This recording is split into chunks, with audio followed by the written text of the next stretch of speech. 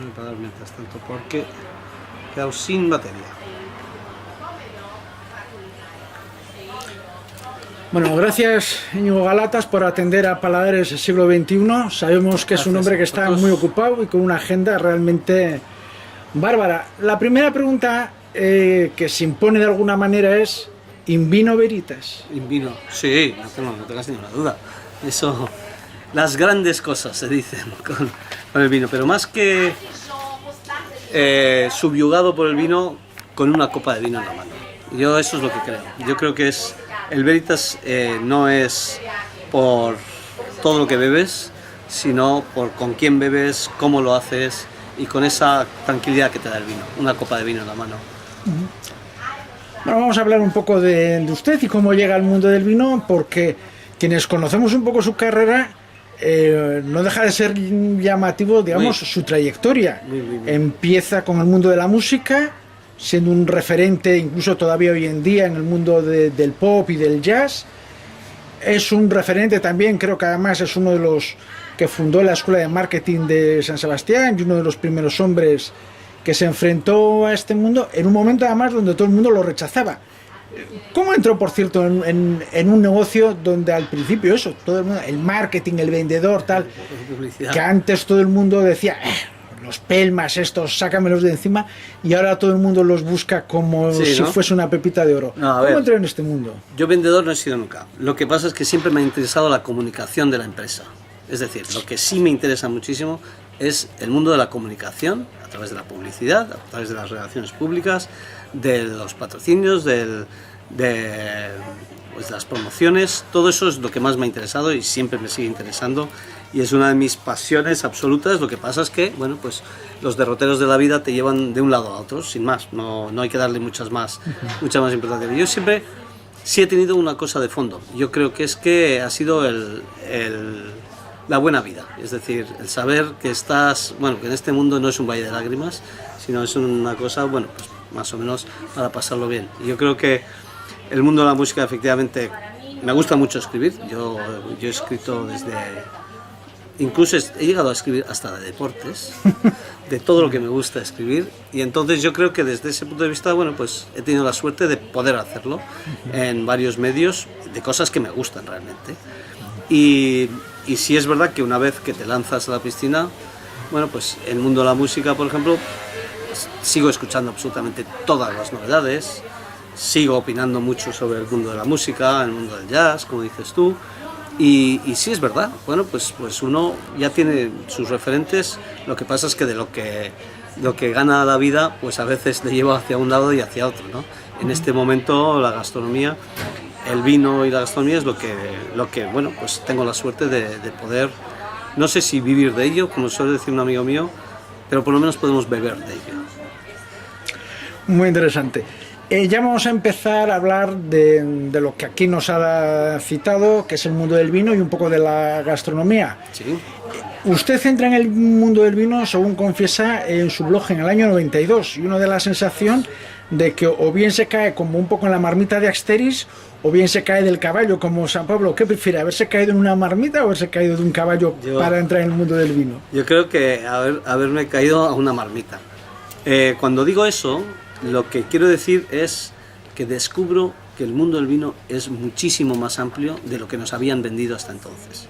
Hasta entonces nos habían vendido una zona muy concreta, nos habían vendido un estilo de vino muy concreto que ya aburría muchísimo. Y que en el año, efectivamente, 91-92 es cuando descubro un vino completamente nuevo, un vino del Priorato además, un vino Usages, que bueno, pues que fue como una especie de alumbramiento, una cosa totalmente diferente, unas hierbas, unos toques herbáceos a menta, mentolados finales que realmente me parecían extraordinarios. Y entonces a partir de ese momento pensé que efectivamente el mundo del vino merecía mucho más la pena de lo que nos habían vendido hasta entonces, y desde entonces, bueno, pues sin parar. Sin parar significa haber ido ese mismo año a Priorato, haber conocido las bodegas directamente, haber conocido a la gente que estaba detrás de esas bodegas en unos años en los que ahora pues hay grandes autopistas y autovías para llegar hasta ahí, y entonces no había absolutamente nada, pero era una obsesión ir a conocer a esa gente que hacía algo completamente distinto entonces.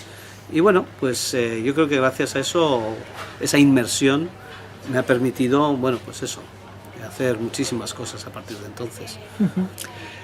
¿Cuáles diría que han sido sus puntos fundamentales en su trayectoria con el vino? ¿Qué momentos marcaría usted como cardinales en su trayectoria? Yo creo que efectivamente ese es uno de ellos.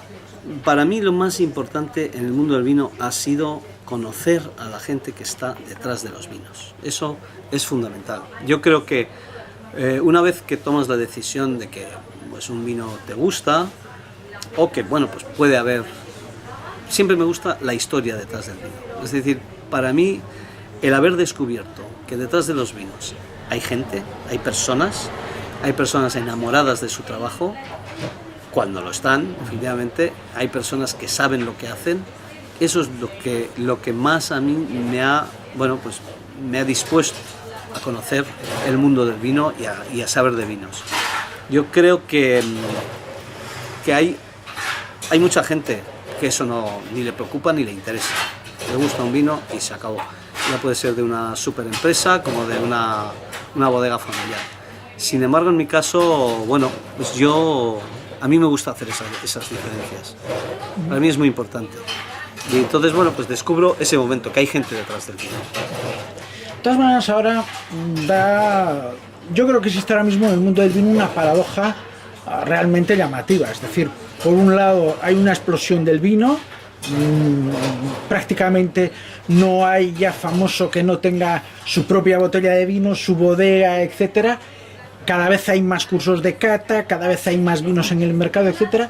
Y en cambio, por otro lado, se consume menos vino que nunca. Y el vino está cayendo en su consumo en picado frente a otras bebidas, pues como la cerveza, los refrescos, etcétera. ¿Cómo se explica esto? ¿Cómo lo explica usted? Yo, desde luego, absolutamente de ninguna manera. Es más, en el mundo del vino están subsistiendo las pequeñas bodegas familiares, porque son familiares, y están subsistiendo las grandes empresas que hacen volúmenes muy grandes. En medio hay una tierra de nadie donde, bueno, pues unos días vende uno y otros días vende otro.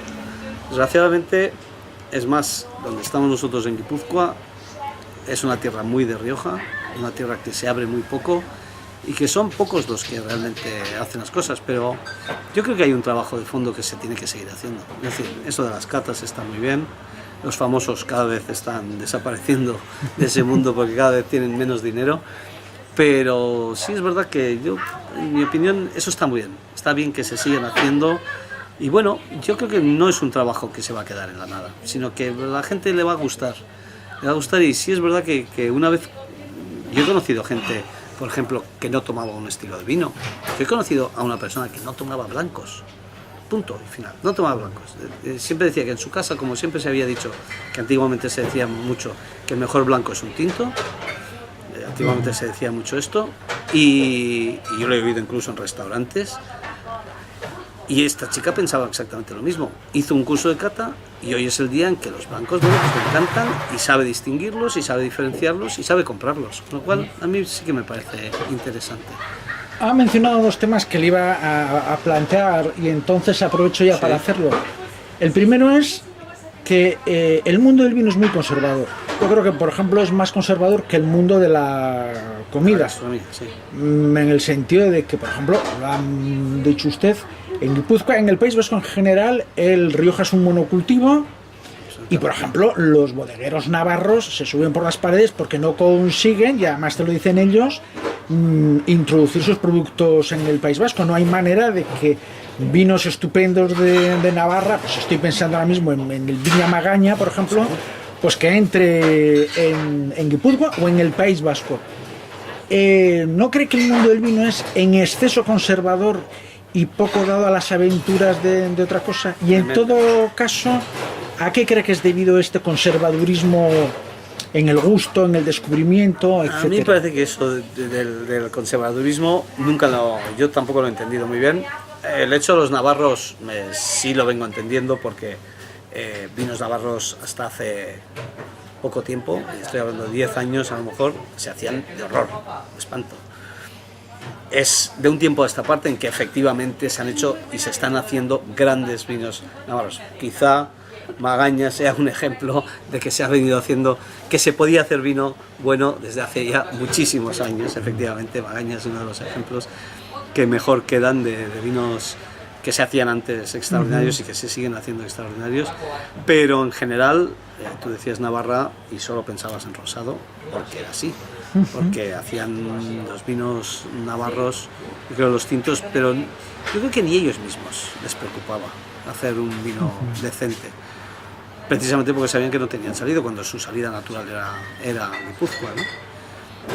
Es tremendamente conservador, me da la sensación de que puede que sea porque la gente cuando se hace un amigo en torno al vino ya lo tiene como establecido. Me da la sensación también de que dice alguien, es que si cada vez que me tengo que gastar 10 o 12 euros tengo que descubrir algo que puede que no me guste, quizá me quedo, más vale malo conocido que bueno por conocer, en ese caso concreto.